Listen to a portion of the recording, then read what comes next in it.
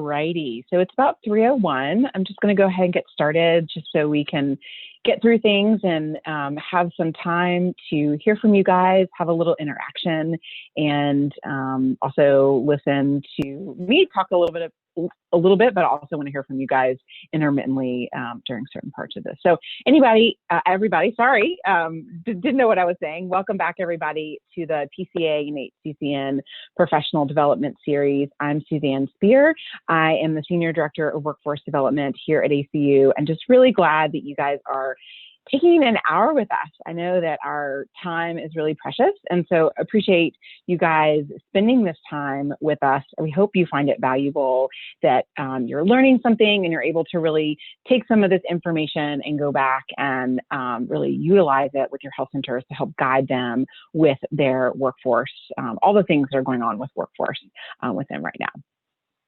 So if this is your first time coming to one of these sessions, ACU is the Association of Clinicians for the Underserved, and we are a nonprofit organization that was founded over 25 years ago this year, it was founded by National Health Service Corps alumni, and we have changed over the years, but really our mission is to really provide access to care for underserved communities, as well as really supporting the clinicians that are serving in those communities. And so we do that through a variety of ways. One is being an advocate, serving as an advocacy organization for the National Health Service Corps.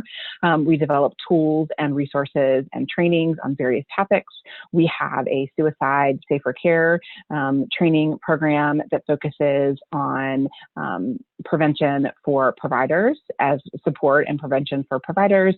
We have a program talking a little bit about eye care at health centers, and we also provide networking opportunities through our ACU community, which is an online community, as well as through our annual conference, which let's all cross our fingers that we are in person in July for our annual conference.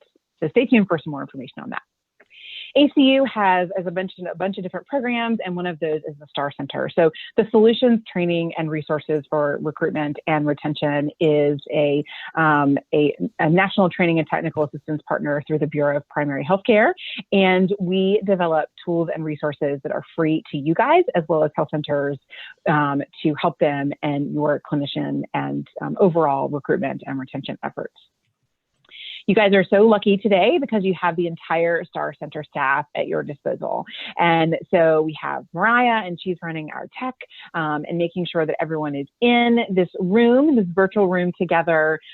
You can contact her if you're having any issues with anything tech, if you're having trouble hearing or seeing or any of that kind of good stuff, or just generally logging in, you can contact her. We've got Sabrina Edgington on the line, who is our Director of Curriculum, Learning and Curriculum Design, and then Michelle Fernandez as well. So Sabrina and Michelle are going to be really just running point on the chat today, so feel free to put things in the chat as you go along. And we're also going to have a time where, as I mentioned, we're going to hear from you guys. So I would love for you guys during those 4 times to really unmute yourself and talk, or if you'd rather, you can just put your information in the chat and share that way. Everybody has a different level of comfort, and we really want this to be a space where you can not only learn and have that professional development from from us as workforce experts, but also we want to learn from each other, because I feel like that this community is such that I'm always learning new things, and I hope you guys always feel like you're learning new things. So we really want you to be able to do that too. So you're muted now, but you can be unmuted during those 4 different times. We're going to be recording this, and we are going to be sharing it out for those who registered. So you can feel free to pass the recording along, and it is also going to be posted on our website. Again, feel free to use the chat for comments or questions or anything like that. And then at the very end, we're going to have an evaluation. So we would love for you to complete that evaluation. Let us know what we're doing well, what we could be doing better, and then also even future topics. We've really taken into consideration during our first session in November, I believe it was. I was getting ready to say October, but I believe it was in November. And so during that session where Sabrina led, you guys talked talked a lot of different things about where you're feeling comfortable providing training and technical assistance and where you all are really feeling like you need some assistance. So we're going to touch on some of those topics today, but just let us know. We would really love that. Okay, I'm not really sure what happened. Am I still on Zoom here? Okay.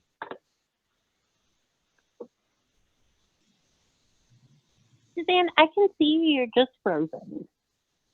Okay, it looks like, I think my internet connection completely shut down. I looks like I'm trying.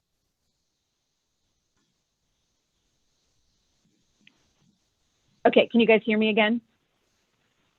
Yes, okay. We can hear you. Sorry about that. I have literally no idea what happened, but we're gonna get back to it because technical issues, that's life these days, right? Okay, thanks for your grace, everybody. Okay, so our goals for today.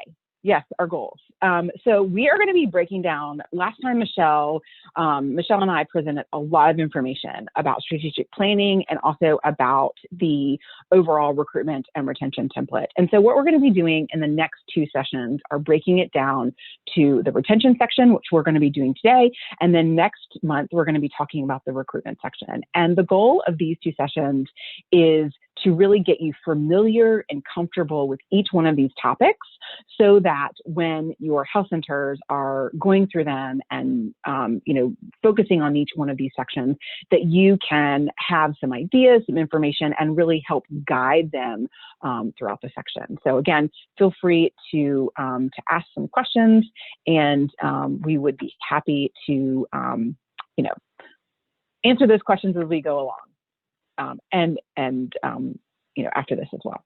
Okay, so our goals for today specifically are to really talk and think about how the retention section is really important part of the overall workforce recruitment and retention plan.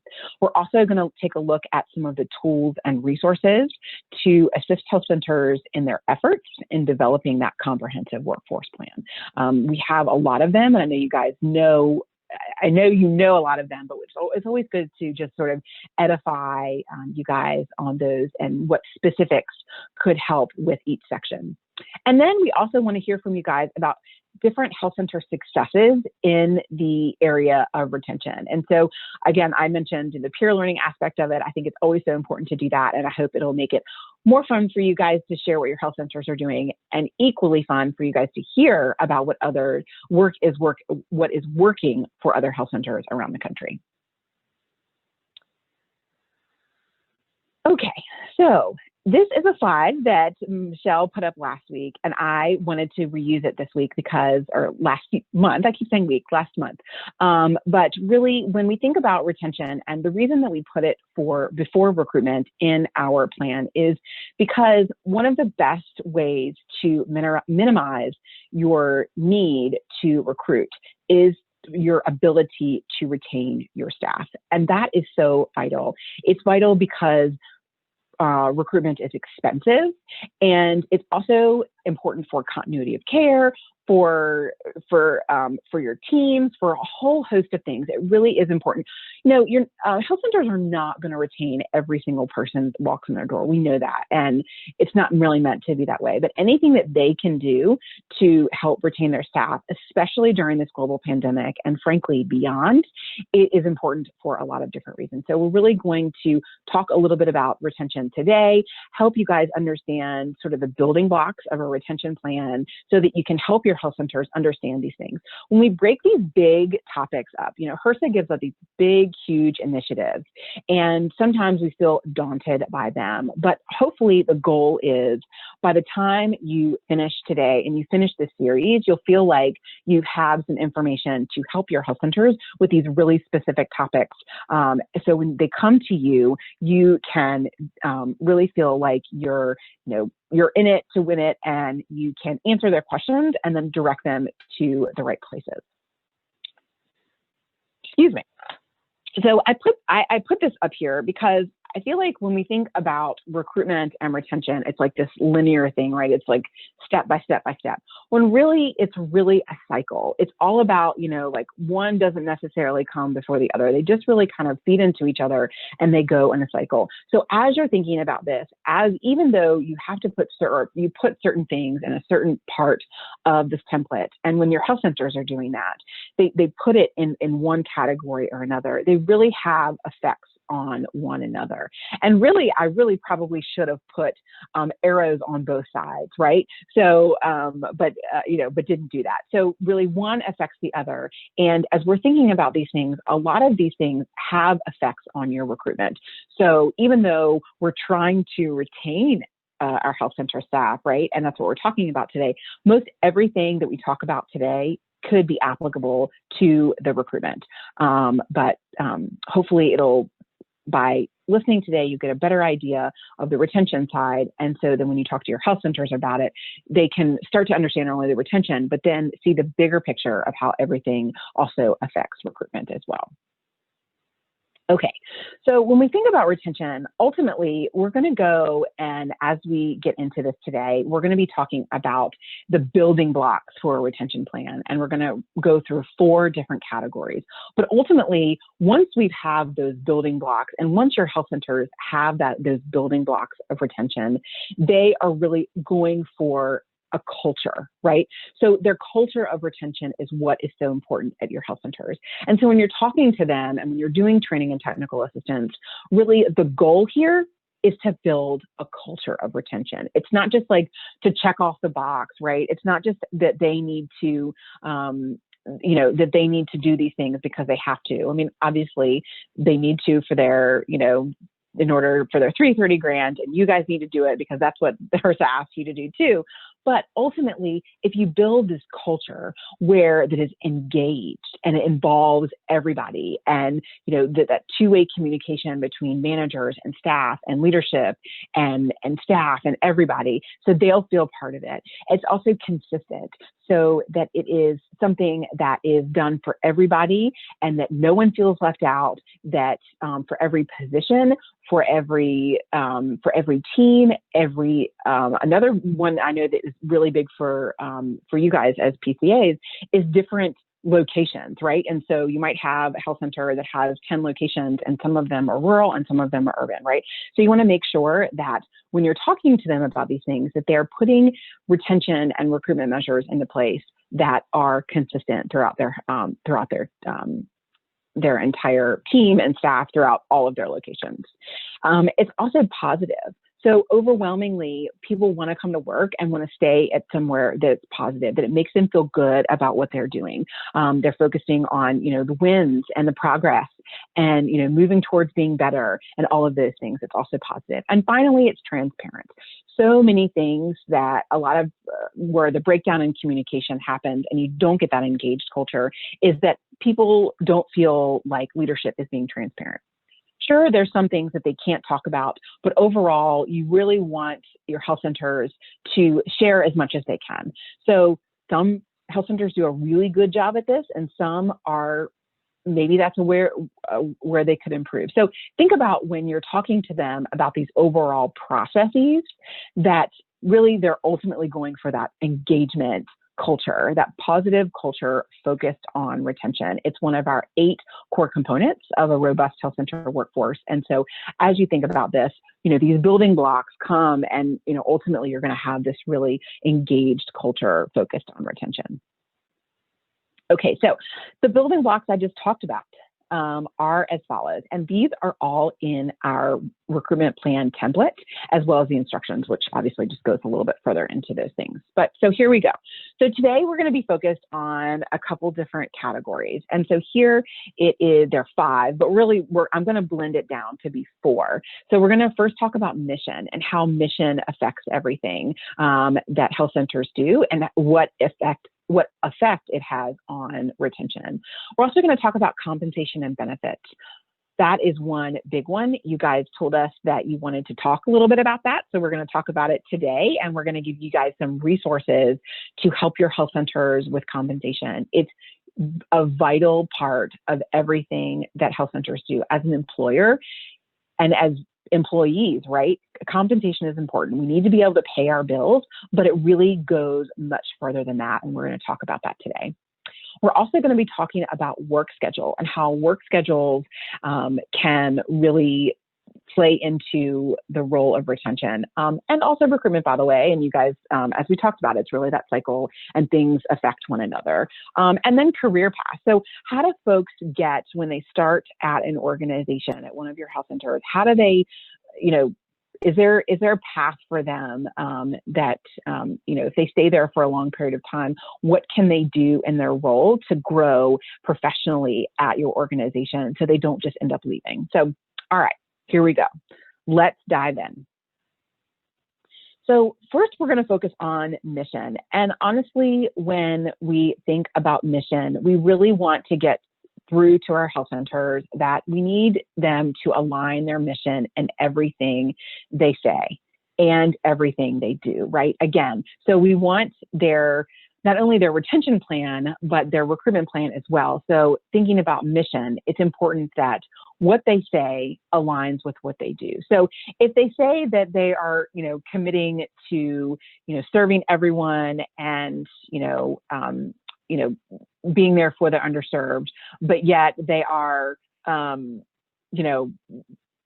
they're, not advertising their hours everywhere, then that might be something that they want to think about, right? And so really being that, that open book of, this is what we say we're going to do, and it's going to breathe life into everything that we're going to do, right? This is who we say we are, and we're going to match it up with everything they do. So it seems kind of trivial and trite because we all hear about mission so much, and it's this buzzword along with several other words that we have here in this community, but it really is important. And when we think about mission, we want to make sure that our health centers are they're basically practicing what they preach. That's something that was, a little saying that that folks had when I was young, but really honestly just have them practice what they preach. And if they're not doing it, then that's something that they really want to take a look at and figure out how they can incorporate it into their overall, basically all of their efforts at their health center, including workforce.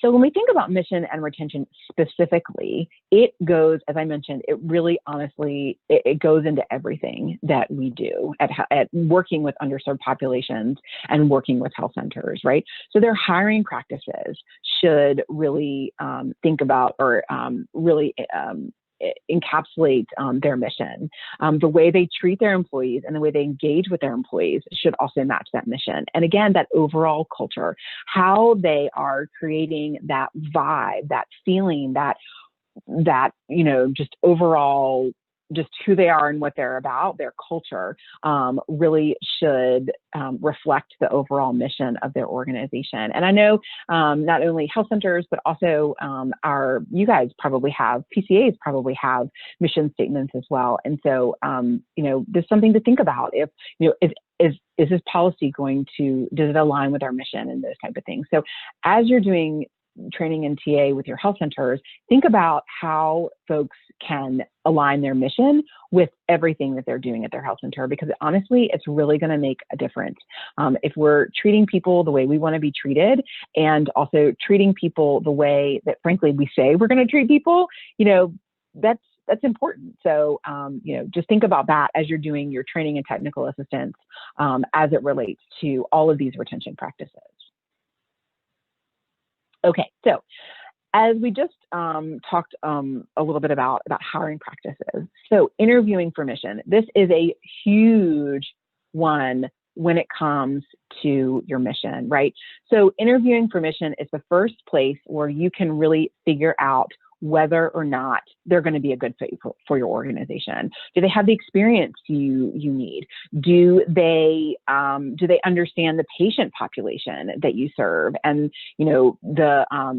the differences that where they could come from a private practice? Do they understand that? Is that going to be something that really jives for them? And then also, figuring out, do you have a candidate pool, and also your your overall staff that reflects the communities in which they serve? Do do they sound like them in their language? Do they look like them in their, in their physical attributes or their culture? How are we going to make our patients feel comfortable and our staff feel comfortable? So think about that when it comes to your mission and interviewing. And you're like, well, gosh, really, is that your mission? Yes, it's your mission, because if you're thinking about having access, everybody, having access to care at your health centers, well, then everyone should have access to work at your health center too, right? As long as they're qualified candidates, either through education or lived experience, you really want to make sure that you're interviewing as diverse a candidate pool as possible. So, there's a lot of ways that health centers can do that, but encourage them, especially if they're having problems with retention. This is a big one. So make sure that their interview process and their questions and all of their candidates they're interviewing really they're really going to help make up their staff ultimately. Okay, so then when we talk, when we go on we get our candidates in, this is like my favorite little Bitmoji or emoji, or that's not an emoji, I think it's a Bitmoji, little graphic person. And Michelle showed this to you last month. But again, it's super crucial that your staff's alignment really aligns with the overall mission and vision of your health center, because without that, you're really less likely to retain your health center staff. They're less likely to retain their health center staff, and so we want to, you just want to help your health centers understand that that is super important, that they're interviewing the right people, so then they can bring those folks on that are going to be a solid part of their team.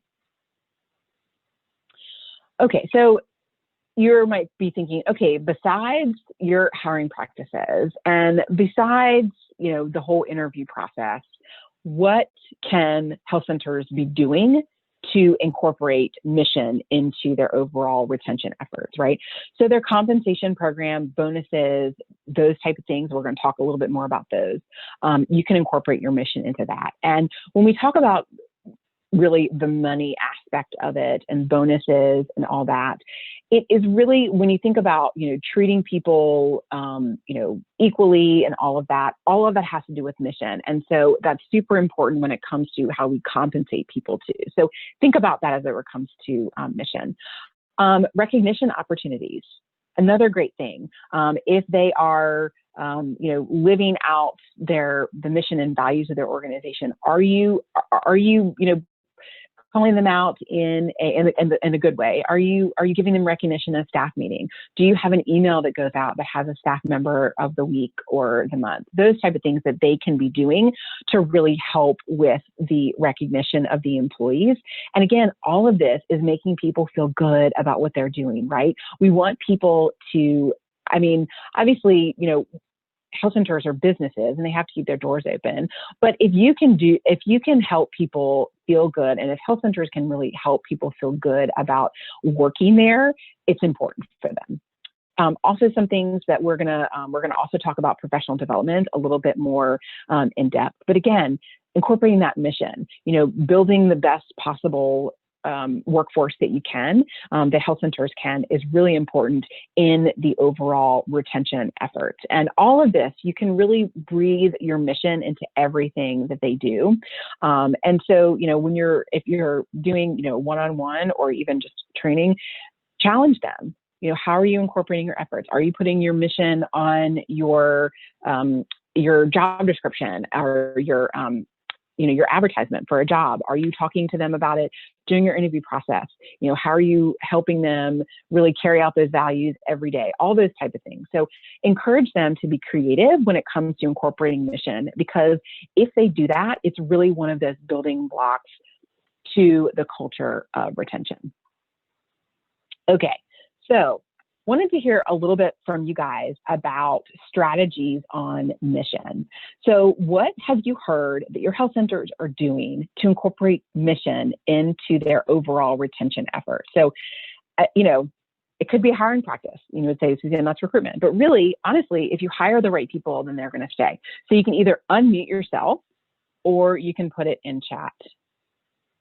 Mariah, I'm not sure if folks are unmuted. It looks like folks are still muted. So y'all just go ahead and put it in chat.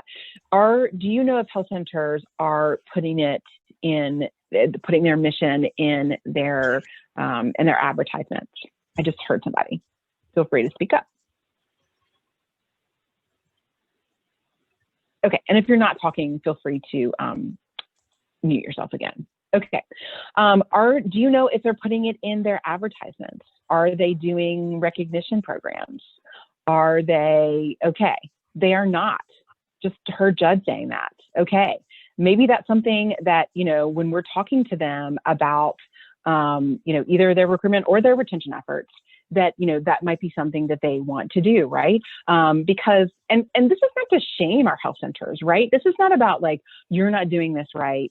And, you know, it's shameful, right? It's just something, okay, well, maybe you want to think about that, because if you're doing that, then you're really living out who you are and frankly, what you say you're going to do, right? Okay. Okay, so I had another person share that many of their health centers will speak to the organizational mission during the recruitment process. Yes, if they know what they're getting themselves into, and that sounds like a bad thing. It's not a bad thing, but it's important to be upfront with our candidates about what's going on. Missions in their job descriptions. That's awesome. Some folks put mission, vision, and value. Mission, vision, and values. Woo, that's a tongue twister. Into all their job postings. Yes, I love it. And then, okay, and that another person said that they post through the careers board. Then yes. Yes. Okay. So, and then Ashley from Kentucky said, you know, would love to hear more from you guys. So Ashley, looks like you have some things, ideas here in the chat. Even if it's just, you know, even just starting with the hiring process or, you know, those types of things. It's really important that they just start somewhere. So, so yeah. Anything else? Any other ideas that you have for Ashley? Suzanne, I'd like to share here. Yes, absolutely. Sure. So this is Sabrina. You know, one of the things that I think is really important as we think about mission and retention is how we're incorporating our values into our day-to-day and recognizing social injustice in our communities and in our country. You know, there were a lot of people who reached out after George Floyd was killed, and were very traumatized by that, very triggered by that, and then went to work the next day, and there's really no mention of it. There was no acknowledgement of it, and people felt very upset being in a place that valued other people and really focused on social justice, and then not having something of that magnitude recognized within the organization. So, you know, one of the things that I hear about that really works well in health centers is having time to acknowledge some of the issues that we're facing in this world that might be upsetting people, and really recognizing what is our place and our role in trying to be better around some of these issues. Awesome. Yes, Sabrina, that is a wonderful, wonderful thing to bring up. And, you know, I think that people might not think about that as necessarily, that might not come to their mind as a way to retain people. But like you said, a lot of people have trauma associated with those type of things. And if it's a trigger, and then, you know, it's just kind of swept under the rug at the organization and it's not really addressed, then they might not feel safe. And it might not be someplace that they think they want to work.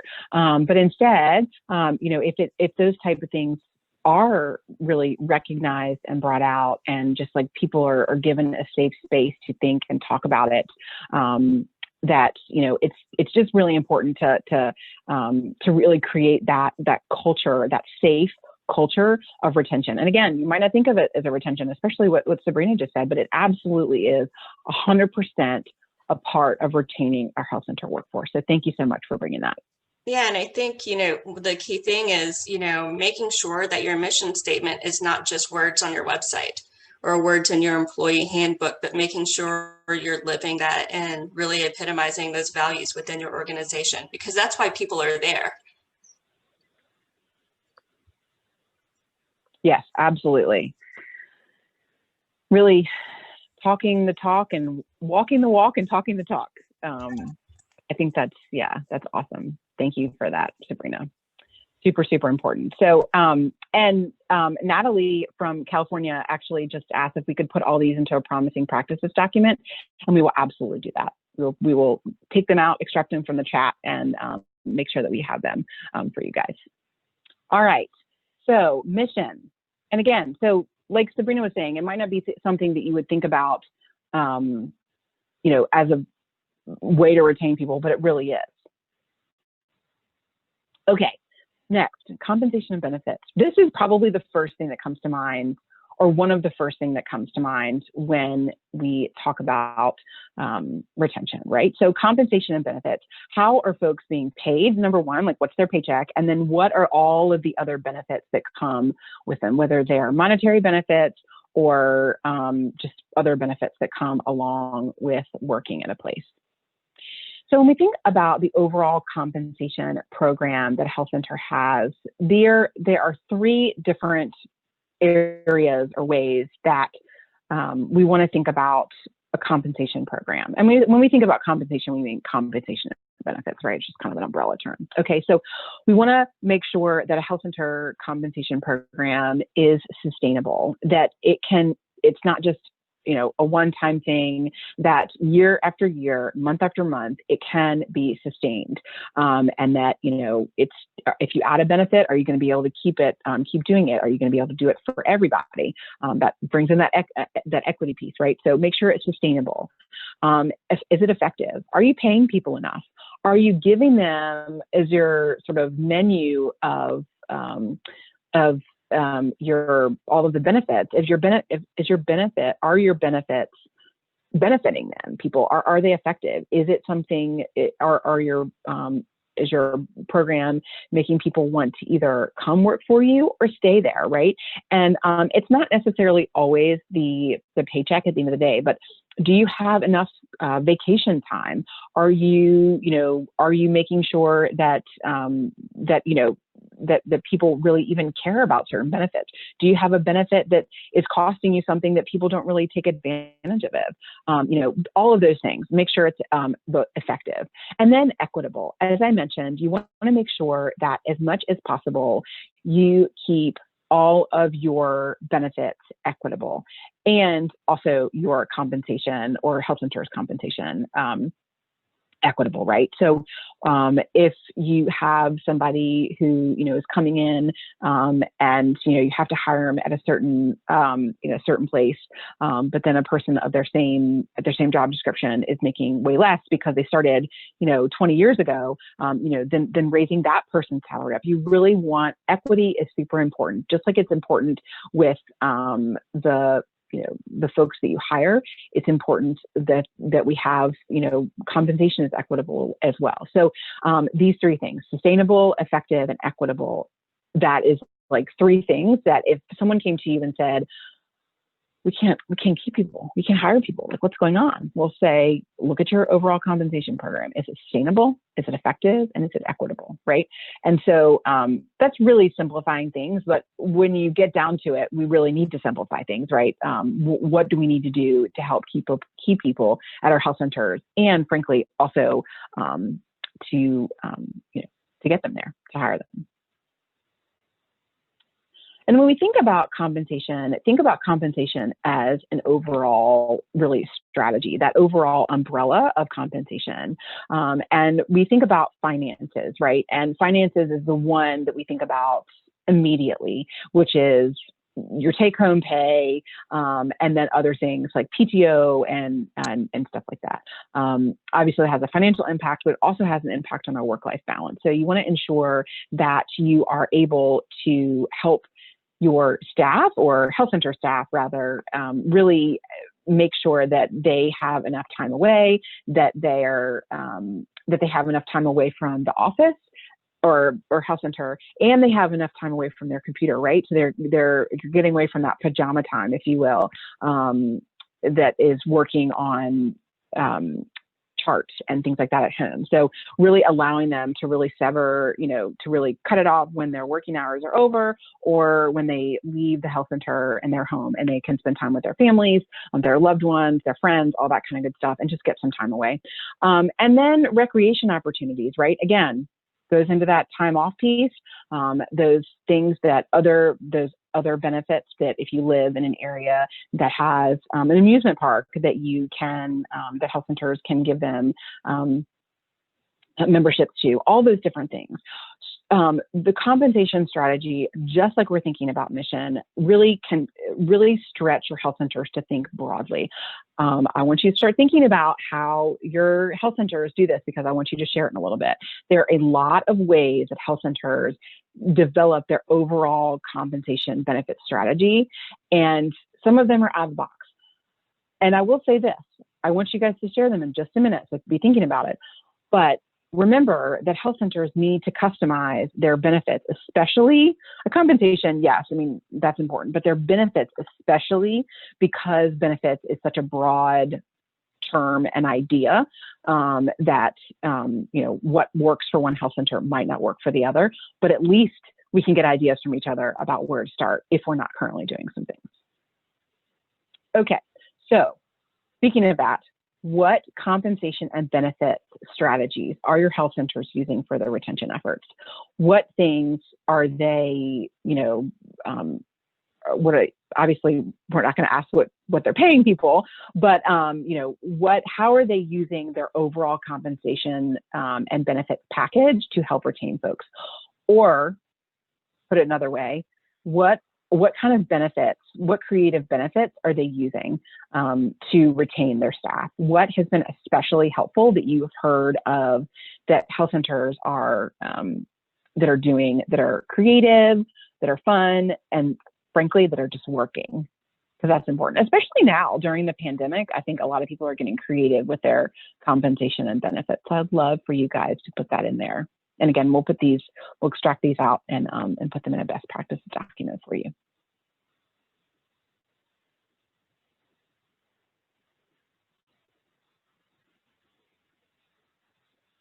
And PTO is in here too, right? So compensation and benefits includes paid time off. It includes sick time. It includes all kinds of things. And we're going to talk a little bit about professional development, but if that's something, a benefit, then, certainly let us know. Feel free to either unmute yourself or put it in the chat.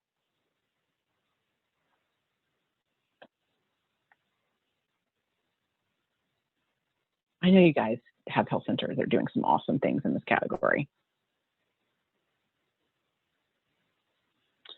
Someone told me retention bonuses, money for self-care items. Ooh, I like that one. That's different. That's cool. Yeah, feel free to unmute your lines. Continuing FFCRA, I guess that's like Family Medical Leave Act, even after the FFCRA expired. Yes, that's awesome. So they're still employed, but they just need some more leave. And so they're letting them do that. That's important too, especially during these emergency times, frankly, during the pandemic. Hazard pay, yes. All these things are really good. Actually, I would love to know what the self-care item, if it's specific for self-care, or they just said, hey, we're going to give you $100 and go do something for yourself. I'm trying to remember what health center it was. It was a long time ago that I heard about it, but yeah, they gave all of their staff a certain amount of money. It was maybe an Amazon gift card to buy awesome something to help them with self-care, which was cool. That's super awesome. I've also heard along that line, giving folks a subscription to HelloFresh or another meal delivery service, or something of that nature, so they could spend more time with their family. That's awesome. And we also had someone share that they're specific to provider interests, like allowing time off for mission work. Yes. And again, it's kind of tricky when you're talking about being equitable and then specific interests. But at the same time, I think that, when we talk about, being in tune to the individual provider or the individual staff member, that time off might equate to, membership somewhere else or something like that. So really trying to have your pulse on what makes people tick. And again, I would agree with, with what Anita shared. There are some people, when I did direct recruitment, that really mission work was really important to them, and wanting time off for that was just basically it was like a deal breaker. If they didn't get that, then they weren't going to come on board. And likewise, if they weren't going to continue letting them do that, then that was going to be something that they were going to leave. So awesome. Thank you guys for sharing. Suzanne, yes. One of the things that's in our work plan, and maybe in others, is trying to create provider incentive programs to encourage to stay. And, I think almost all of our health centers deal with the issues related to patient loads. Some providers may reduce patient load and will take less money if they can agree to a lower number of patients to see per day. And obviously, if you're seeing less patients, you're producing less income in most cases. And so it has to be balanced there somewhere. If you want to lower workload, then you may have to take lower compensation. But in order to increase that, when you get in those discussions, I think health centers really have to have some sort of scale and say, well, I understand that you want to see 10 patients, but if you'll see 15, we'll pay you to, or there'll be these extra bonuses. And I don't know if anybody's come across community health centers in their state that have been unusually creative in this area. But if you have, I'd love to hear from you. Just fresh ideas related to provider incentive programs that are already in existence. Yeah, absolutely. Thank you for bringing that up. Provider incentive programs, huge. And also, here's your salary, but if you, and we need you to see 15 or whatever, 20 patients, say whatever the threshold is, but if you want to see 25, we'll pay you this much more. And so it's really up to them with their work-life balance that they want to have, but that they would be rewarded in their compensation accordingly. And just being totally upfront about it, I think, is important here too, right? I think one really important incentive is for our providers to be recruiters themselves. A lot of times they establish relationships back at the alma mater, and if they have contacts there and can work to bring other graduates into the provider realm at the community health center, that ought to really be a strong incentive program that if you help recruit and you help us hire, there will be a reward. And that reward really should be substantial for offsetting the cost of recruiting. A referral bonus. Yes, absolutely. And there is, I don't have an exact number. One of these I'm going to find the exact number, but I know that there are studies that say that those people who referrals are often your best employees, because if they know somebody that already works there, they understand the type of organization they're working for. Their person that they're referring them is probably happy there.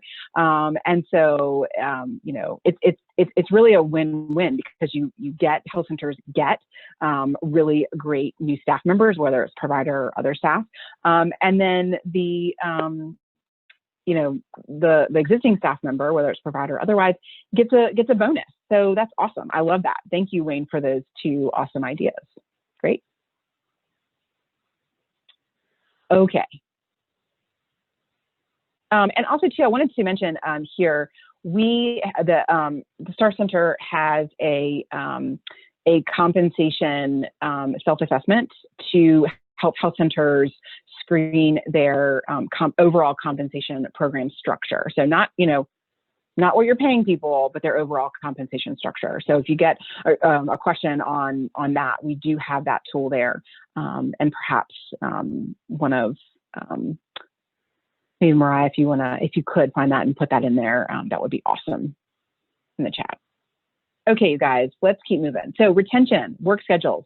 This is a huge one. And everybody, I feel like in the 8 years I've been doing this, this has become something that is like, okay, work schedules is really important, right? And we need to think about that when we think about retention. And so if your health centers are not getting creative with this is important. This might be a place to start. So when we think about different work schedules, there are a variety of different options. Thank you, Mariah, so much for putting that in there. That's our compensation self-assessment tool. So when we think about work schedules, there are a variety of different ways. So it's not just a 40-hour work week or a 37.5-hour work week, right? And so health centers are getting creative with all of their different work schedules. So offering things like flexible hours, whether it's 410s or having their full-time be at 30 hours. And so they can get benefits if they only work 30 hours. Part-time, they only want to work for part-time, or they only can work part-time just because their obligations at home, whatever they might be. Job sharing. So you have two providers that have, that share a patient panel, those type things. Also limited call. This is one of the big things that, and I know right now it's interesting and difficult, but, in a pre and post COVID world, limited call was something, and it still could be something right now, but it's definitely something that really draws providers in to your health centers. Obviously the other things could be extrapolated out into other different positions, but all of these things, however they're getting creative with their scheduling, they really need to do that. If they're not doing it, I would highly encourage you guys to encourage them to do that, because it's something that really can help with retention and also recruitment. Again, it's that continuum as we go along here. So, I went and worked with a health center about 2 years ago who just, was saying that the health center, or they didn't need to offer part-time or flexible hours because, then they just didn't want to work. Well, that's kind of an antiquated thought, right? And they had problems keeping providers, and that's one of the reasons why they just didn't feel like they wanted to work with people.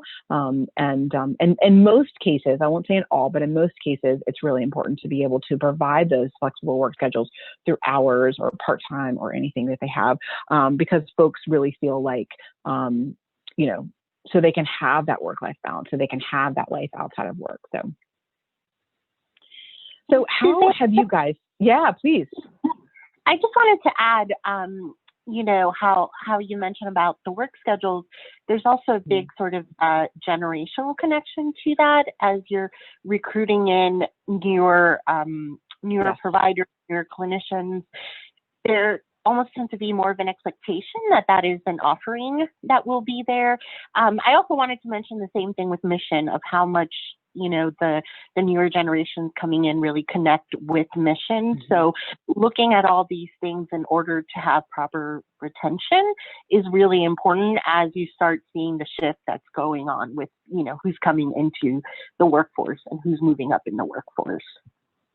Absolutely. Like you said, it's almost, like I said, in the 8 years I've been doing this, working with health centers and talking about workforce and recruitment and retention in general, the generational differences between even just in those 8 years and the expectation of the part-time and flexible work hours is just huge. It used to be something that was like a whisper, and now it's like people are like, if you're not doing that, you're not going to get people, and certainly with millennials and Gen Z and things like that, it really is almost an expectation that that they can do that too. So thank you for mentioning that as well. Do you guys have anything that your health centers are doing that's innovative besides what we already talked about with work schedules and their retention efforts? Every health center does this a little bit different, but there's anything specific that you guys want to share with your colleagues and with us too, that would be awesome. And feel free to either unmute yourself or put it in chat.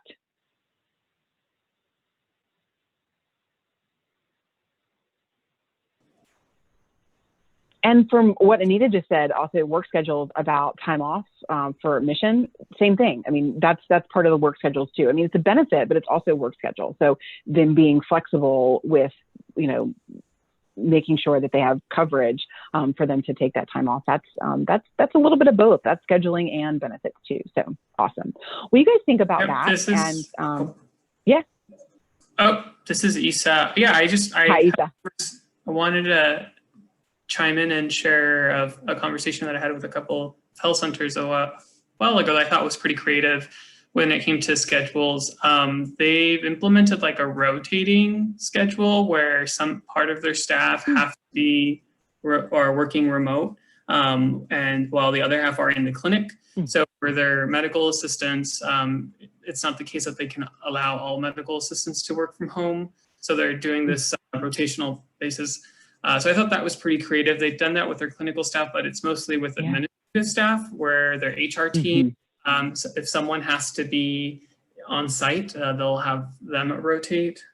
So there's that. And then clinically wise, some health centers shared that they are allowing their MAs particularly to work 10-hour shifts for 3 consecutive days, and allowing them to take the 2 days off afterwards. So they're only working 30 hours, but rather than spreading those 30 hours over a 5-day period, they're grouping them into 3 days.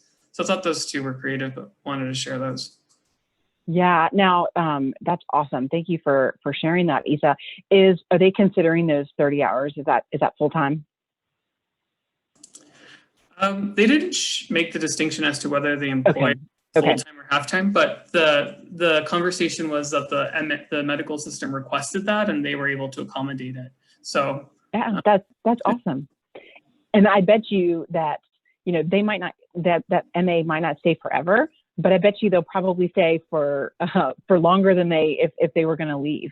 And so I love hearing that health centers are flexible with that. And it's important for us to be able to, gently remind health centers when they, stretch their thinking a little bit, that they're able to do these things and really retain their staff, but also they're not only retaining them, but they're really engaging them too, right? And so they're just happier. And so one part of the team is happy, then the whole team is probably going to be happy too. So thank you so much for sharing that, Isa. That's awesome. Yeah. Okay. So lastly, we're going to talk a little bit about career path, right? And so what are the steps? What is the path a health center employee can take once they get there, as far as, either changing their position or furthering their education in their current position and things like that. So career path can take a variety of different, can take on a variety of different ways here.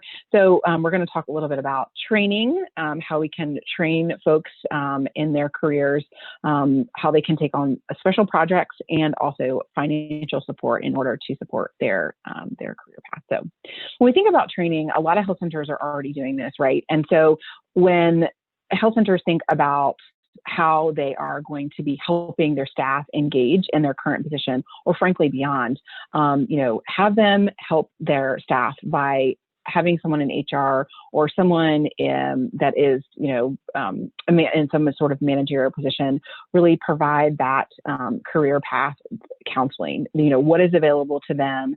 How can they, get from point A to point B? Different positions, those type of things. So have somebody who can talk to them about that, let them know what's available. It's really important for them. And then as far as training goes, if a health center is doing a training that applies to everyone, have it be, consider encouraging them to bring it on site. If it's not something that you guys as a PCA are going to be providing, but they're going to be providing at their health centers, encourage them to do it on site. Is it something, obviously post-COVID, when folks can be together in a room, but if it's something that's relevant, that applies to all of their health center staff or a group of staff, like say their MAs or their billing or their physicians, have them, encourage them to bring it on site. It's really important to do that because it's convenient, right? And so, I get, I don't even have to go anywhere or do anything different, but I still get that training that I need. And then lastly, encourage them them to make the training relevant, because if it's something that they're going to be bored to tears with, or, I mean, obviously we all have to be, there are things that we all need to sit through that we aren't particularly interested in, right? But if it's relevant, and especially when things are changing so much in this COVID world, you know, having that, that training be accessible and relevant is super, super important there. Special projects, and this is not necessarily like a path that you go on as far as changing jobs, but if there is something that a particular, particular when it comes to providers, a lot of times they have special interests that they love to be in. So I was actually when I was at ACU, I was at an integrated work peer learning team, and they had somebody who talked about an HIV program that they had at a health center. And that is a particular interest to folks. So if you have a physician that is particularly interested in one of those things, you know, help them, you know, research that, network with those people that have that same interest. And then we also have a lot of health center staff that love to teach. So to think about that and how you can help them really further their career by those special interests and those special projects. And finally, I just want to mention financial support. This is a big one. This is also goes along with that benefits. You know, tuition. Are they, you know, are they an MA that wants to become an LPN? How are you providing them financial assistance? Are you helping your physicians be a member of any professional associations? And then again, just providing those resources there to enable them to get all of the you know, the support and furthering their education as they are a part of your health center staff. Okay, is there anything that your health centers are doing in this career path section? Do your health centers have a particular training program? Do they have, you know, really just laid out career ladders? What are they doing that come to mind when it comes to career paths here?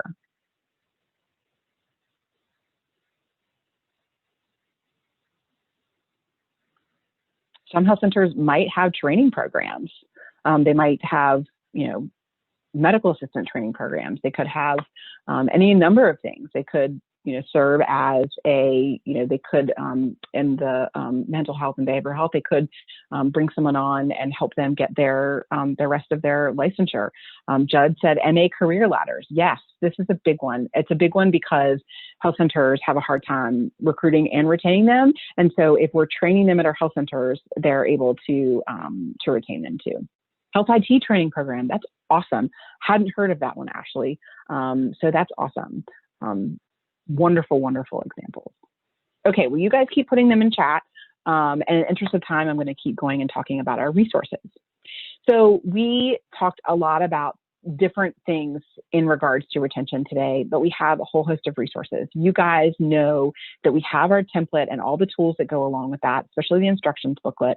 We have a financial assessment tool. Folks can use that to talk, to look at the cost of turnover within their organization, because a lot of times these retention programs cost money. And so if health centers are able to show their leadership that the cost of a retention program is less than the cost of turnover, then they're more apt to do that. So that's awesome. Our compensation assessment tool, which looks at the structure of your compensation program and health centers compensation program, is great. We also have some archived compensation planning webinar series on our website. And then also our data profiles. They're a great way for health centers and you guys, frankly, to take a look at what is going on with health center, both recruitment and retention there. So those are all resources. If you have any questions about any of those, certainly let us know. And we'll be happy to dive a little bit deeper in, provide TA on any of those as you guys, so then you guys can pass them along to your health center staff.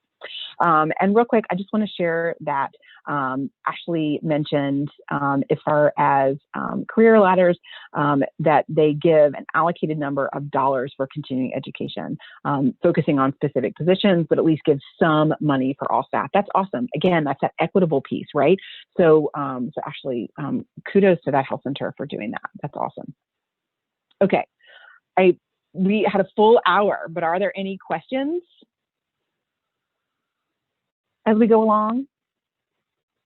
And thank you guys for sharing so much. We are going to gather all of those in a best practices document, and we'll wait until we hear next week. We'll do a recruitment and retention section there. So, or I keep saying next week, you guys, next month. So next month, Michelle is going to be back, and she's going to be talking about the recruitment section and really what are the building blocks of a good recruitment program and breaking it down for us there. So you don't want to miss that one. It's going to be 1 month away on February 11th at 3 Eastern. And again, recruitment planning. So you'll get the recording and the slides from this as well delivered to your email. And then when you are coming out of here, signing off, if you guys wouldn't mind taking our survey, that would be awesome. Really appreciate that. And we really appreciate you guys coming through with us today. And I hope you have a wonderful and safe weekend. And we'll talk to you next month. And in the meantime, let us know if you need anything. So thanks, everybody. Have a great day.